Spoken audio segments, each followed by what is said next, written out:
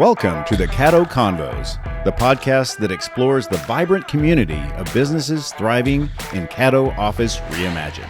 We're here to shine a light on the incredible entrepreneurs and professionals who make the most of our private offices, co-working spaces, and day office rentals in the Dallas-Fort Worth suburbs. Join us as we share their stories, celebrate their successes, and dive into the benefits of working in a space that's close to home but offers so much more than working from home. Let's get started with today's conversation. Joining me today on the Caddo Convos is Marin Sandoz with Shakespeare Dallas. Marin, thanks for joining me. Yay, thank you for having me. So let's talk about Shakespeare Dallas and let's talk about the community you serve. Sure, yeah. So we serve the greater DFW area. Really, we are located at Tennyson Park. Okay. If anyone plays golf, if you play golf and play at Tennyson Parkway over there, we're right across. We actually at the end of the range. At the golf range, you can see our theater from right over there. So we get a lot of range balls in the back there. Okay, yeah. So if you had a bad shot, you know where to find your ball. Okay. Yeah, you'll know where to go. That's terrific. But we serve, from ages 1 to 99. We run 3 shows a year. We do 2 shows in the summer and 1 show in the fall. And actually, we just, before COVID, we were going to implement a winter season. And that had to get canceled. So this January, we actually just did our first winter season, which was indoors. Very exciting. It's all Shakespeare. But yeah, ages 1 to 99, anyone can come. We are a type of theater that, regardless of your ability to pay, we will still let you into the door. So if somebody says, I want to see the show so bad, but I couldn't afford a ticket, great, come on in. That's fine. So we pride ourselves on having one of the lowest ticket costs in the city. It's wonderful to have such a diverse population of Dallas come and see us. And, we're always hoping to, introduce someone to theater maybe that has never seen Shakespeare or has never seen a play, and especially a play outside. So, we kind of just take any and everyone that wants to come see us. Now, I know listeners and viewers may assume that you're an actor. What is your role in the organization? Yes, so I'm the development director. I work with all of the donors. I write grants with my executive and artistic director, Jenny Stewart, shout out. But that is essentially what I do. I did used to be an actor, but not anymore. COVID also killed that, sure. But that's why I love my job. I love talking to people and getting to know everyone. So I'm very much within the community. I love doing things like this, a lot of outreach, a lot of, hey, have you ever heard of this? Come see a show, and if you like it, donate money. That'd be great. So just really helping get the money going and kind of spreading the word and getting traction for people to come see us. So who's your typical donor or patron? When you're reaching out, who do you call or who are you trying to find? Oh man, I feel like that's such a big range because, for donors, I want... Philanthropically, I want anyone to donate to me because we have such a big, population of a certain generation that donates to us. You like some diversity, I guess. All the factors. Especially people my age. Yeah. I mean, I'm 28. I'm still pretty young, and the economy and everything, money's tight. So not a lot of my friends are donating money to a lot of places, but because we have a generation that gives so much that one day, will not be here as much in numbers anymore. I'm always trying to reach these younger audiences. How do I get these younger people to donate to me? How do I reach a wider net of people? Because we have such a cult following, which I love. And, it's hard to tap into those same core, 10, 20 people that have followed us for forever. So I'm always trying to find someone new. So I guess I personally don't have a very ideal patron or donor. Someone with deep pockets is always preferred. Sure. Yeah, someone that has the disposable income. Turtle Creek, Highland Park, we love them. But yeah, I think for the most part, just trying to diversify, making the donor pool as diverse as our audience pool, because our audience pool is so diverse. And we really try to help a lot of the low-income areas in Dallas. We try to make theater accessible for them. We did used to have, I think, a ticket policy we used to have tickets for free. And I know we're trying to work back to that model. So to be able to have that one day would be great. So the ideal donors or patron for me is anyone that wants to come see a show, or anyone that wants to support us is the ideal for me. Okay, but I mean, again, we're looking Yeah. for Or like individuals or businesses that can Sure. send some portion of their revenue to you. Sure. Honestly, anyone local. I love working with local small businesses. Central Market's not a small business, but we do work with Central Market. Okay, yeah, it's good to call out the donors. It's good to call out the donors, but we do Or have, patrons again, yeah. 2 smaller businesses here. I want to work locally with a lot of people. I am, still pretty fresh in this job. I'm 3 years in, which is, I think, fresh enough. Sure. I'm getting up there, but, still learning every day. But I think for me, the ideal one is, I like working with the small businesses. I like working with the people that, have all this money. They want to give back and have this philanthropic side to them. And, they want to be involved in some way, especially if they have a passion for the arts and they don't know where to give. We're a great place to go.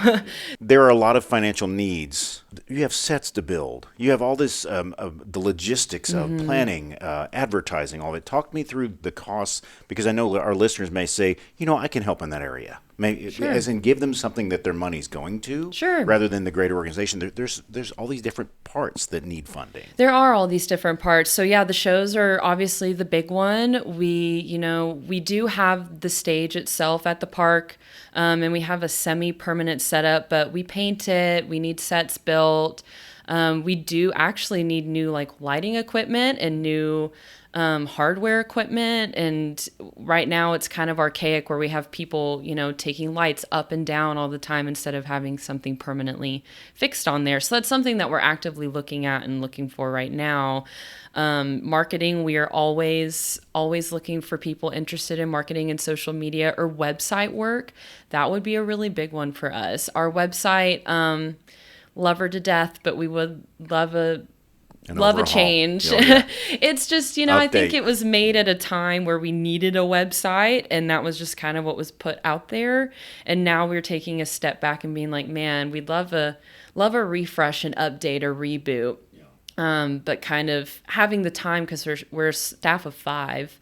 We're a very small staff. So having the people there to help us take the time and give us recommendations on, you guys should go here, or you should contact this person. They would be a great person to work with. And they're familiar with nonprofits and would love to, discount it or give it for free, because budget-wise, we do bring in income with the shows and everything, but because we're also paying for things on the back end, things add up pretty quickly. So it's hard to get these side projects like the website outside of staff and man hours. Budget-wise, it can get kind of difficult. Yeah, costumes, props, we're always looking for that. A big thing for us is our education program. So if anyone is passionate about education, we have a touring education show called Shakespeare on the Go. Great. We have one segment for middle schools and one segment for high schools, and we go to different schools around Dallas, and we perform this show for them. It's about an hour, 15 minutes.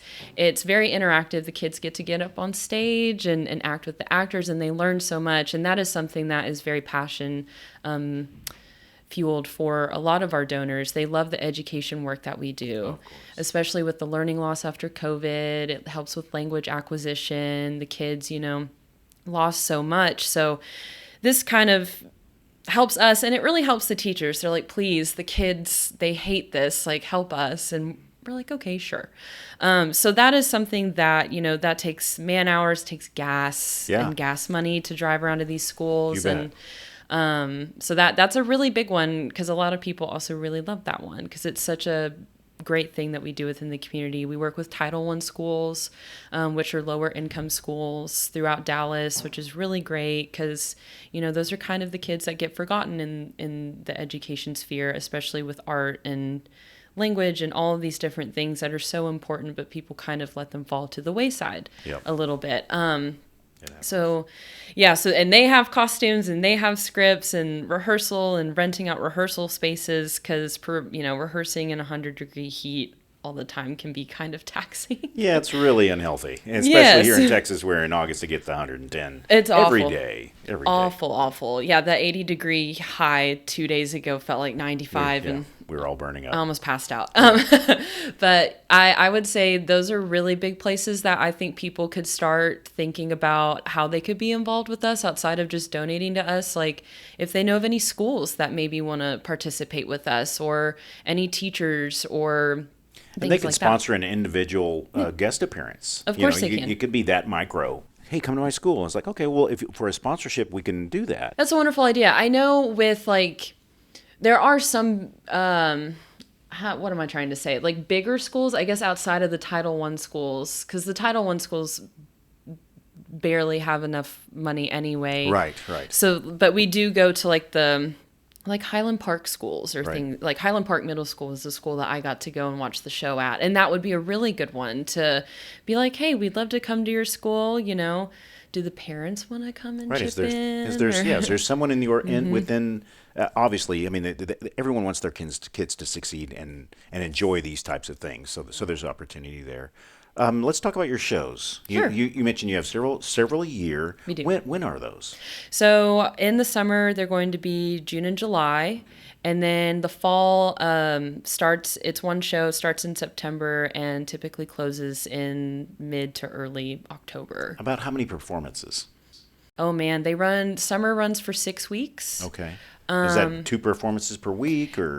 So for the 2 shows, they kind of break it up throughout the week. So it could be, one show gets to go Tuesday, Wednesday, Thursday, and then the other show goes Friday, Saturday, Sunday, and they kind of alternate between the weeks that way for 6 weeks. So it ends up being, oh gosh, off the top of my head, like 30 something performances. I would say maybe 36 off the top of my head. And we'll put the calendar in the show notes so they can look for themselves. Yes, we just put that up on our website and announced the season a couple days ago on our website and social media, which was very exciting. And then in the fall, it's the same thing. It'll run for about 4 to 6 weeks. And that one's a little less stressful because we don't have 2 shows. But with that one, the caveat is on Wednesdays. So those performances are typically Thursday, Friday, Saturday, Sunday. But we do have Wednesday student matinees, 2 Wednesday student matinees where kids can come with their schools. It is also part of our education program. They can come, they sit outside, they watch the matinee. The teachers get study guides before the show to do exercises before and talk about the shows before, see the show, and then they get post-show materials as well. And then they get to sit in on talkbacks and talk with the actors, ask them questions. And a lot of these are TEKS, like in Texas for the knowledge system here for schools, it's called TEKS, TEKS. I think it's like Texas Essential Knowledge System. Okay. Something like that. So a lot of these are required texts. So last year we did Julius Caesar, which, we wanted to do because it was an election year and we thought it would be fun to do. But then it's also a required text for students in schools. So it made sense to do it in the fall so kids can come and see it. They take the tests, they do the quizzes, and they do great. And it helps them see it. If you can see it physically with your eyes, because I remember being that age and reading it and be like, what are they saying? Right. But if you see it on stage, it's so different and you really understand it. And the kids always have such a good time. Right. So that's how the fall shakes out. And then for our winter show, we do that in January, and that runs about the same time as the fall show does for about 4 to 6 weeks. And that one we also did 2 student matinees for, which I thought was really cool and very exciting. And that show that we did this year was Measure for Measure, but I don't know if I'm allowed to say what the winter show is for next year. That'll be a surprise. It'll be a surprise. Just check the show notes, and if the website will be updated because they could listen to this a year from now. So they'll be way ahead of the game. It's a very exciting show. Oh, it's a very classic, exciting Shakespeare show. A good tragedy. We'll let the audience guess or put. But you can put in the comments section what you think it is or what you already know if we're looking that far. Do you have a favorite? Yeah. Julius Caesar is my favorite. Okay, that is your favorite. It is my favorite. I studied abroad in college and went to the London Academy of Music and Dramatic Art and studied Shakespeare there. Wow. It changed my life. It was great. And I, was very, I was going to be an artist at the time and be an actor, and that was what I was going to do. And I worked with the Royal Shakespeare Company, and I saw them do Julius Caesar at the Swan Theater in Stratford-upon-Avon, which is Shakespeare's birthplace. Wow. And it was absolutely transcendent, I'm sure. So life-changing. Oh my goodness, that had to be incredible. And I was like, oh wow, like that was awesome. And they did it so classically, because it's fun to take different takes on the shows. Like for our Julius Caesar, it was more like I don't know how, like it was more like it looked like Hunger Games to me, like the way we dressed everyone, and it was very much like Julius Caesar was older, everyone around him is younger, that kind of vibe. And this one was just very traditional Roman, and the capes, the swords, all of that stuff. And it was just so transcendent. And it also got to help that, they go to a pub called the Dirty Duck afterwards, and that's where we all went, and we all met the actors and got to talk to them and have beers with them and ask them about the show. And I'll never shut up about it. Yeah. It's the best. A wonderful time. Yes, it was the best. And it really, I was like, wow, Shakespeare, like, I obviously liked Shakespeare before, but, after that, it was like, wow, Shakespeare. And this role became available. I saw it on Instagram, and I basically just went like, that's the one for me. Mm-hmm. That's the dream job right now. I need that. And I just, I kept emailing them till I got it. Yep. You got to go after what you want. And here I am. That's great. That's great. So just a quick change of gears. Shakespeare Dallas chose a membership here at the Caddo Lakewood. Yes. Tell me why. So from here, actually, to our theater, to the park, is about a 5-minute drive. Our old office used to be off of Majesty Drive. So for anyone that knows where that is, it's off of Regal Row. It's pretty far. Yeah, it is far. It's pretty far from here. Where it is now. Yep. So we, I was very lucky when I got hired on that we were moving out of that office, and we kind of turned into this. We also, it was an office for everybody had their own room. It was a bigger space, but that was because everybody was in an office full time. Whereas now, no one's really in an office anymore. And we thought it would be better to go to a space that was, one, closer to our theater, and two, it would save on costs and money. So moving here, it's been great. Our office is upstairs on the 4th floor. I love it so much. I love this office space, and it's a really good space for all of us to come together. We have our board meetings here. Before, we didn't really have, a big space for everyone to come, or like a central location for everyone to come. And now we just rent out one of the bigger conference rooms. People know where to come. They know this is our space that they can, pick things up, drop things off. It's a good meeting spot. It's a good central location. So many of our donors, our patrons, our board members, a lot of them live in this area. So it's a very central place for them. And a lot of us live in this area. I guess maybe not me so much anymore, but one of my coworkers lives, also 2 minutes away. We were like right across the street from each other before I moved. Yeah. So, it's just close for everyone. And it's just a great area. I just love Lakewood, and this space is insane. It's pretty fantastic. Mm-hmm. So let's talk about, you mentioned the website. What is the best way for people to generally interact with you? With me personally, anyone can email me. Development@shakespearedallas.org I have 2 inboxes. Development's kind of the generic one, or msandoz@shakespearedallas.org is a good way to get in touch with me. But just us as a whole, as an organization, social media is a really good way to get a hold of us. We have a newsletter that people can subscribe to, great. and they can get all things, Shakespeare Dallas related, which is always really exciting. We do send out letters in the mail. If people, do like snail mail and like receiving letters in the mail. So yeah, those are really good ways to get a hold of us. We're always monitoring things. We always answer back pretty quickly. If anyone ever needs like a really generic email, we have an info@shakespearedallas.org, for questions about the season or tickets or, anything like that. But those are good mediums, I think, to get a hold of anyone on our team. That's great. What's your favorite Shakespearean quote? Oh my gosh. This is the first one popping in my head, and I don't think it's my favorite one, but That's a good one. I don't even know if it's good.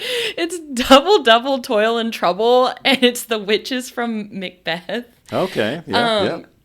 And I think I'm only thinking of that because my Instagram's been full of like witchy things currently.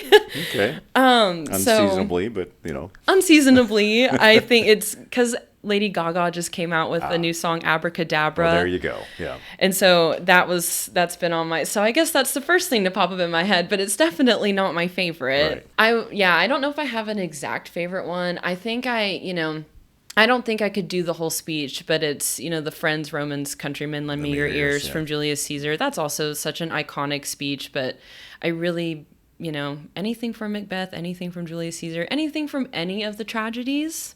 Any tragedy. That can be my favorite quote. Any tragedy. Any tragedy will do. Any Shakespearean tragedy. I love it. I love it when he makes me cry and when he gets stabby. When he gets stabby. When he gets a little stabby. That's wonderful. So for people who want to get involved with Shakespeare Dallas, what's the best way? I mean, again, you pushed, you knew you want to be involved. You always need volunteers. Yes, and we other do. people. So what is the best way for them to help? The best way for people to help, honestly, spreading the word about us is wonderful. I love it when people spread the word about us. We're always wanting to reach new audiences, have new people come. People travel from all over the world. We have people, the data showed we had like 15% or 10% of our audience base last year came from, 5 different countries. Wow. So, we have people come from all over. DFW is an international city. So it is. Sense, yeah. And from like all over Texas too, people come. And it's always so exciting. So if anyone wants to spread the word about us, that's always a really good way to be involved with us. But we are always looking for volunteers. We're always looking for volunteers in the summer to help with like being parking attendants or working up at the front with us. If you want to volunteer, it's kind of whatever you're willing to do, you can do is sort of where we're at. But you can always reach out to us. You can send me an email or reach out to that info email and ask like, hey, I'd love to be involved with Shakespeare Dallas. How do I do that? We can get you in touch with the right person or persons right. to volunteer. But yeah, those are really good ways because we're always looking for that kind of stuff. But please spread the word about us. That would be my biggest one. Wonderful. Mm-hmm. Well, Marin, thank you so much for being here and telling us all about Shakespeare Dallas. Everybody scroll down to the show notes and find how you can be involved. At the very least, come see a play. Yes, come see a play. I can say our shows for this season. So in the summer, we're doing Othello and the Importance of Being Earnest. And then in the fall, we are going to do a bilingual production of The Taming of the Shrew. Oh, neat. Yes, and for anyone that might not know what The Taming of the Shrew is, if anyone has seen the movie 10 Things I Hate About You with Heath Ledger and Julia Stiles, that's the like modern retelling of The Taming of the Shrew. So definitely watch it before you come see it. I will be doing that. Cool. Okay. Well, again, thanks for being on the show. It's really great having this conversation with you. Yeah, no, thank you for having me.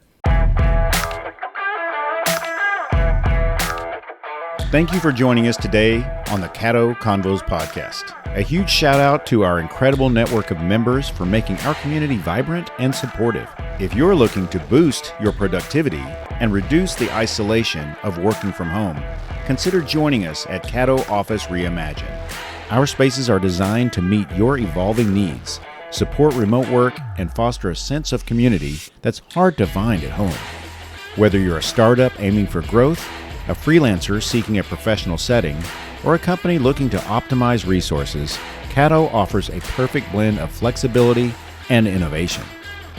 By joining us, you'll be a part of a dynamic business ecosystem that helps you thrive. For more information, visit caddooffices.com. Thanks for listening, and we'll see you next time on Caddo Convos.